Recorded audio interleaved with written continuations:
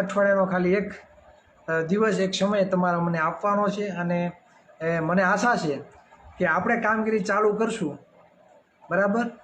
અને સમાજમાં પરિવર્તન 100% આવવાનું છે. અને પરિવર્તન આવશે એનું કારણ એ કે સત્તા પક્ષના લોકો જેમ કહે છે, જે સમાજ દાજવાળા છે અને જેને સમાજની કંઈક ચિંતા છે એની વાત કરું. હા, એમ નક્કી કે ચિરાગભાઈ તો ભાજપવાળા સપોર્ટ કરે છે, એમ નહીં પણ સમાજ દાજવાળા છે એટલે સપોર્ટ કરે છે, બરાબર. જે પક્ષો યાર ઘરઘી ગયા છે ને એની વાત નથી કરતો, જેને સમાજ દાજ છે એની વાત કરું છું. જે પક્ષો યારે પરણી ગયા હોય, બરાબર, એની વાત નથી કરતો.